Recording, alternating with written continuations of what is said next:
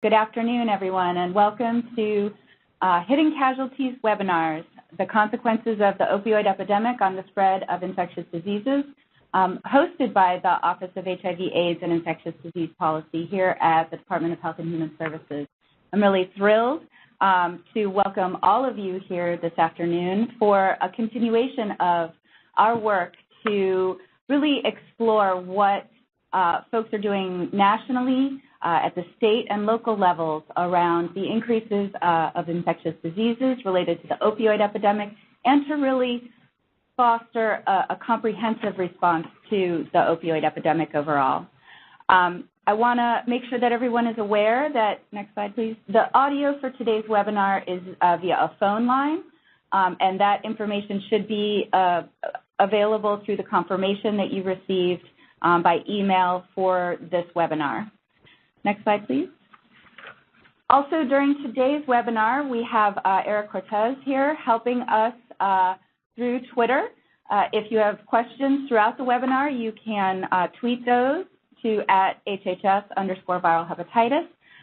Use the hashtag opioid crisis, and also use the question box in the chat feature on the webinar interface.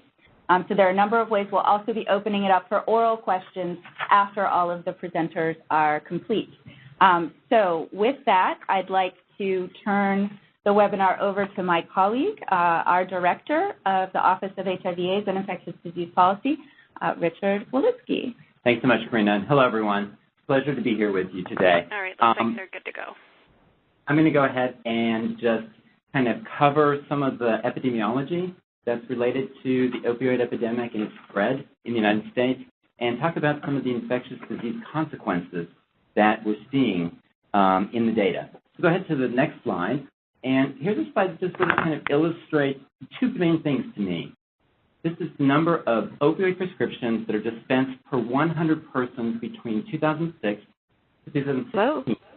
And so you see that one, if you look at the darker colors, the dark red colors, you see the concentration of higher prescribing rates in the southern states.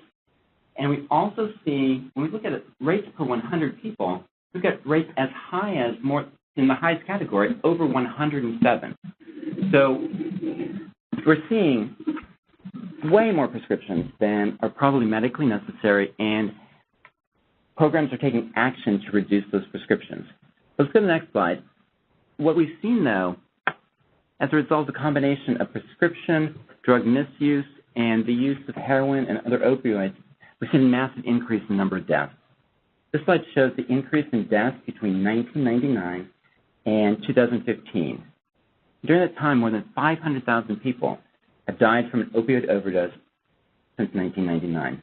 And if you look at the lines, we see an increase in heroin and synthetic opioids like fentanyl, as well as an increase among prescription opioids, and no increase in methadone. So this really seems to be driven by a combination of heroin, synthetic opioids, and prescription drugs. If we go to the next slide, here we really start to get at the interconnection between drug overdose and new hepatitis C infections.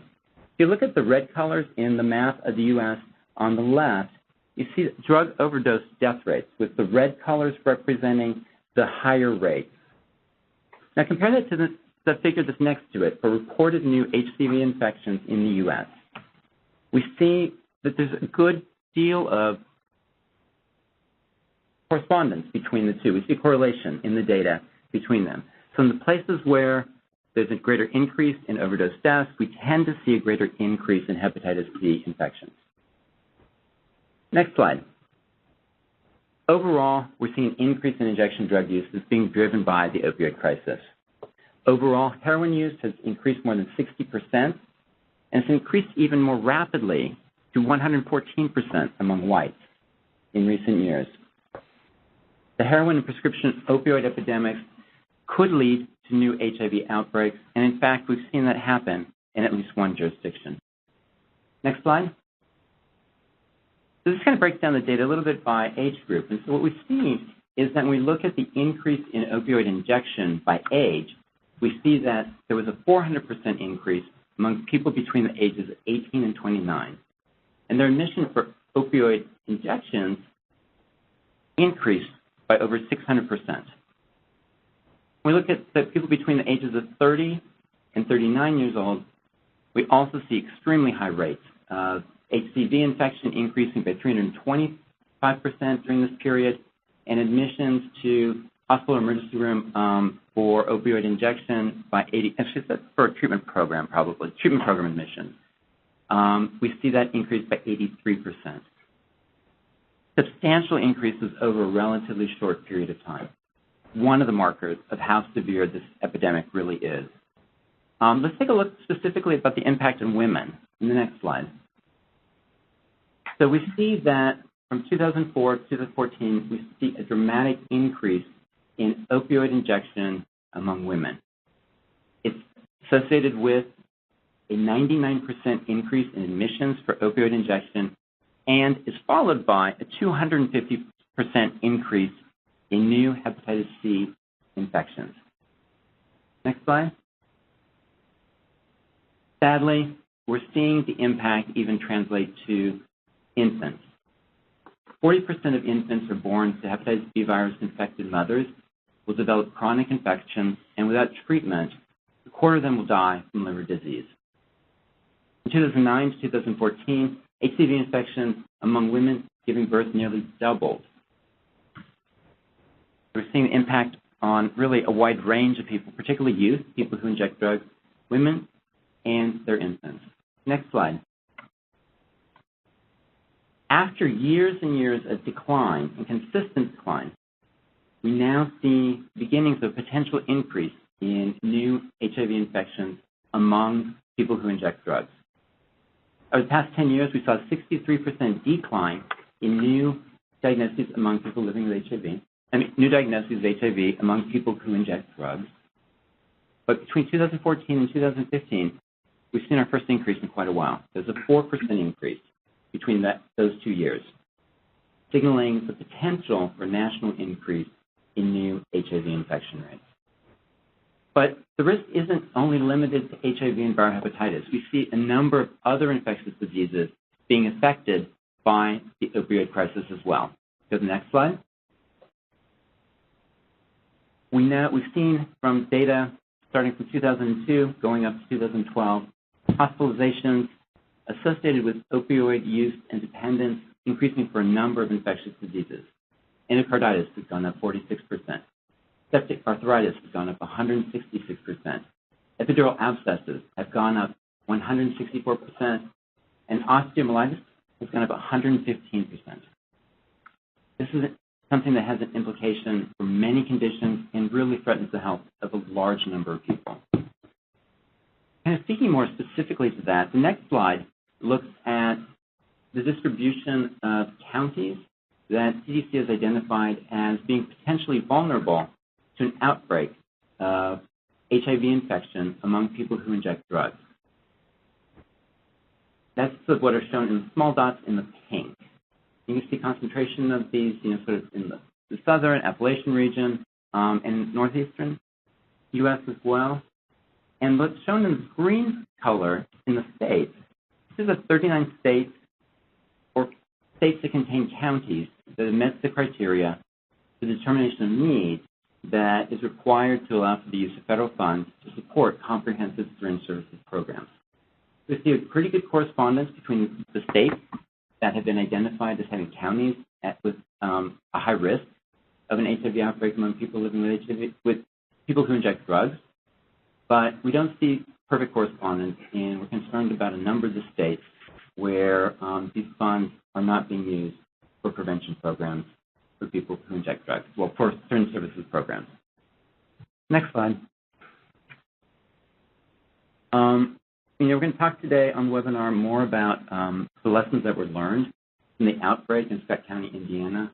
As everyone knows, in 2015, we had just really a large outbreak, which was a sentinel event that really drew our attention to the intersection between the opioid crisis, HIV, and HCV epidemics. This is the largest, best documented outbreak of HIV and HCV infections among people who inject drugs. And it shows us the risks, but I think one of the things that we don't focus on enough in talking about Scott County and what was learned there is how it shows that when you bring together the right resources, the right partners, the local, state, and federal levels, that you can turn this around and you can stop an outbreak dead in its tracks. And we'll be hearing more about what they've learned in Scott County today. What we've been focusing on here at the federal level at HHS is really what's needed to develop a comprehensive response to the opioid epidemic, and how can we assist states and communities in building that type of response. HHS has issued a 5-point strategy to combat the opioid crisis that's comprehensive, evidence-based, targets the drivers of the epidemic, and is flexible to emerging threats. It focuses on better addiction prevention, treatment, and recovery services, better overdose reversals, better research, better data, and better pain management. Now, when we look at this, though, what we don't see, and increasingly we're seeing this next wave of consequences of the opioid epidemic that are related to infectious diseases.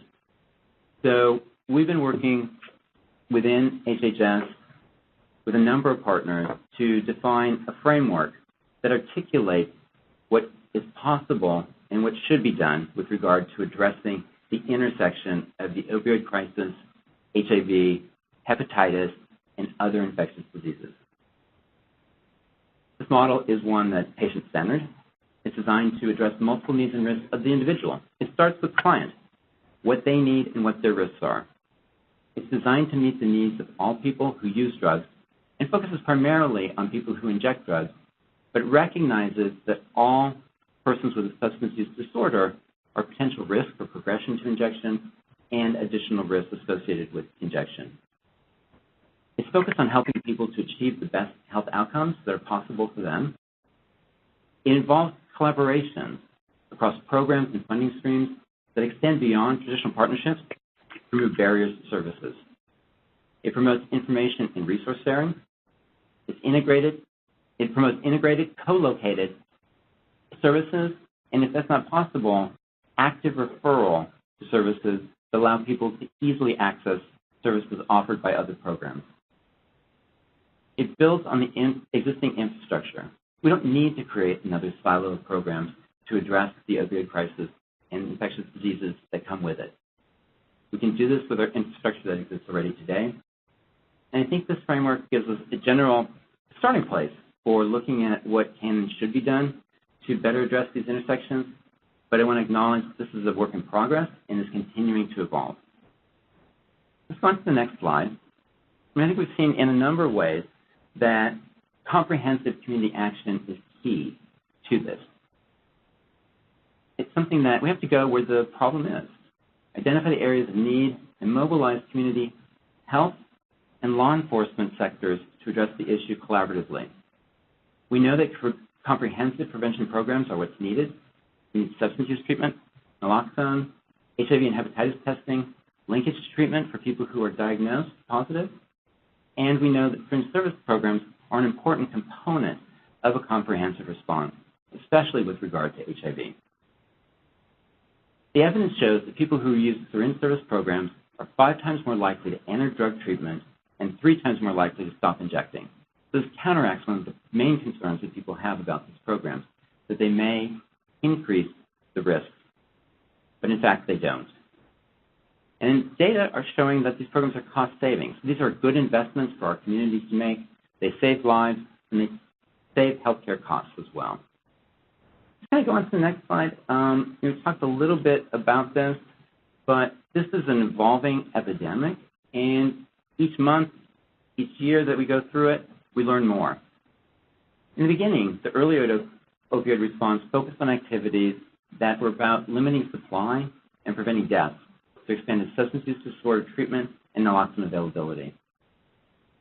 We know that many infectious disease programs have not fully integrated key prevention services or partnerships to better serve people who use drugs. And we see this being essentially, we have to have a two-way street here.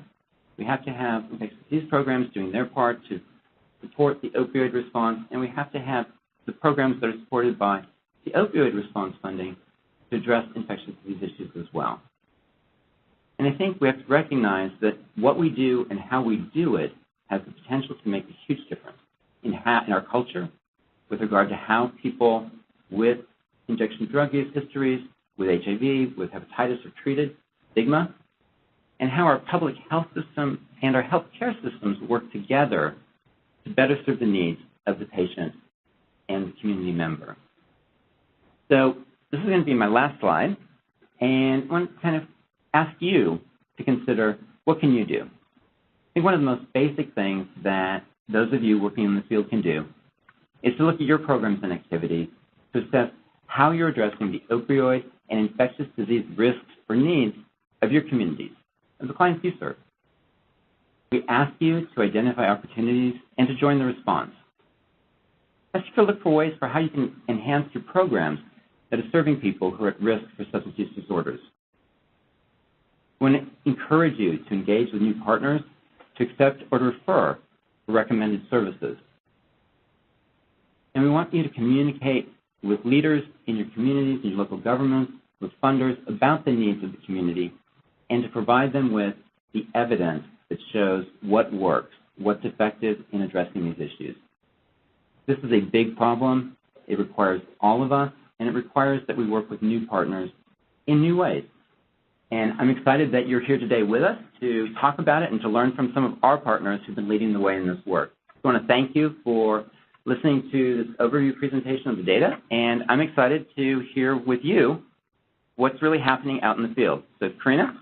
Thank you very much, Rich.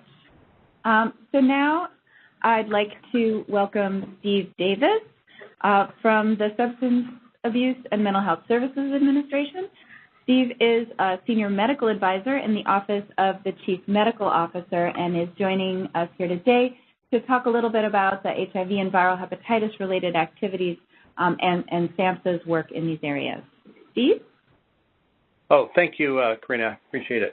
And thank you, Rich. It's a good tee-up of some of the data and sets the frame for all the work that we're doing.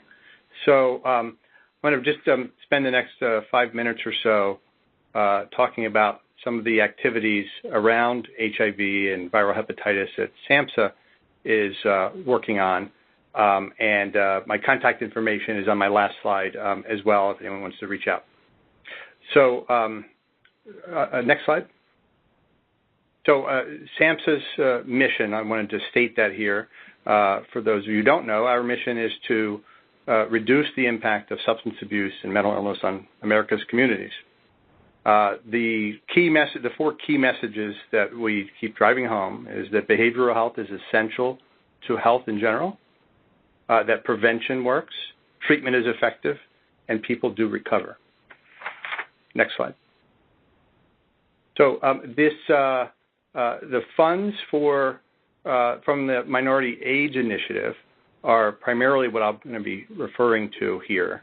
And SAMHSA is among a total of 8, I think, HHS agencies and offices that are responsible for implementation of the Minority AIDS Initiative, or MAI. SAMHSA receives MAI funding to provide mental health and substance use disorder prevention and treatment services to improve health outcomes and reduce disparities in minority communities at high risk for living with HIV/AIDS or viral hepatitis. We have, I think it's about $130 million across 3 different centers here at SAMHSA, the Center for Substance Abuse Treatment, the Center for Substance Abuse Prevention, and the Center for Mental Health Services. The next page.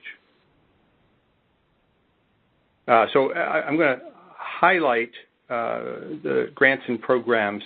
I may leave a couple out, but I think I've got the majority of them. Probably the biggest one is this Targeted Capacity Expansion HIV grant, which you'll sometimes hear referred to as TCE HIV. So we've got about 120 grantees, so it's a pretty large program.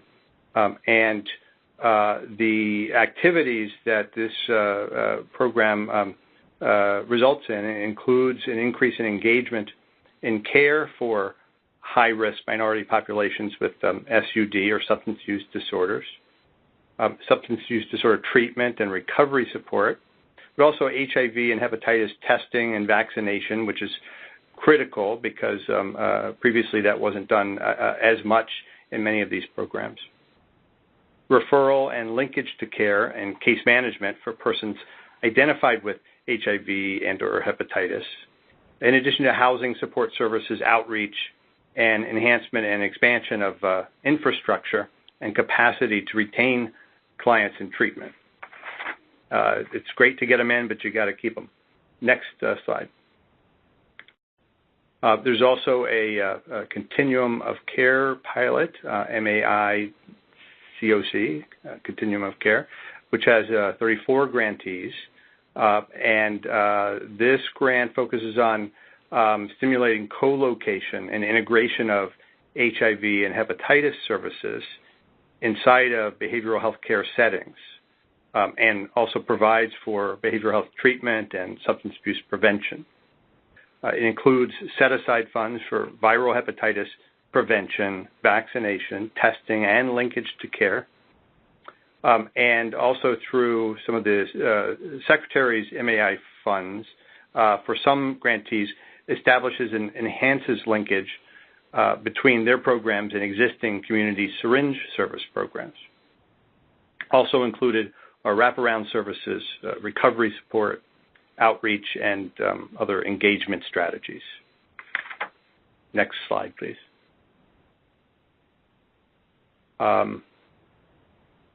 Three more grants I'll talk about briefly. The first is Minority Serving Institutions Community-Based Organizations, or MSI-CBO. This provides substance misuse education and testing in communities that are really at the highest risks for substance use disorders with HIV and hepatitis C. A second grant, a Capacity Building Initiative, CBI. The Capacity Building Initiative focuses on education and awareness programs in addition to social marketing campaigns, testing services in non-traditional settings in high-risk communities, particularly targeting youth and young adults. And then the Prevention Navigator program, which uses a navigation approach to deliver comprehensive substance misuse and HIV-related support services to youth and young adults, and especially for males who have sex with other males who are not in stable housing. Next slide, please. Finally, just some other highlights of other activities that SAMHSA works on. There's this rapid HIV hepatitis testing, I guess, mechanism or form for that is available to all grantees. And I saw some numbers recently that we've had over 75,000 people tested. This includes linkage to care for both prevention and treatment services. There's also ongoing collaboration with HRSA's Ryan White program, with the CDC, and with the National Institute of Health on multiple projects. We also collaborate on the National HIV/AIDS Strategy, the National Viral Hepatitis Action Plan, and the Federal Viral Hepatitis Implementation Group. And then internally, because we have 3 centers within SAMHSA that all have different aspects of that, of these grant funding responsibilities, and some of them overlap, we have a monthly HIV team meeting that we hold here. Next page, please, slide. Before I go, I just wanted to highlight a couple of new resources that SAMHSA has put out just, I think, in the past 2 weeks. One of them is TIP 63. TIP is Treatment Improvement Protocol, and this one focuses on medications for opioid use disorder. We had previous TIPs that were older, that one focused on buprenorphine, one focused on methadone mostly. This really is a unified, updated TIP that combines all the medication-assisted treatment options out there. So it's available now, and if you go to our main page at samhsa.gov, the link to that is on the last page, you'll see it right in the front because it's on the rolling screen that we have. The other, please download that. The other thing is if any of you listening are treating pregnant women or women who are parenting who have opioid use disorder and their infants, we developed clinical guidance for treating this population for women with opioid use disorder, and that is also available now on our website. Last slide, please. Again, I wanted to thank you for the opportunity to speak to you all today, and I will pass the baton back to Corinna. Thank you. Thank you so much, Steve. Really appreciate that overview. I think we've been working with SAMHSA for a number of years along with other federal partners and really trying to facilitate that coordination that you were talking about in the last couple of slides. So I appreciate your highlighting that, and I hope that folks are aware that there are parts all across government like SAMHSA, CDC, HRSA, and others that are working to respond and to encourage their networks to respond to the opioid epidemic. Produced by the U.S. Department of Health and Human Services at taxpayer expense.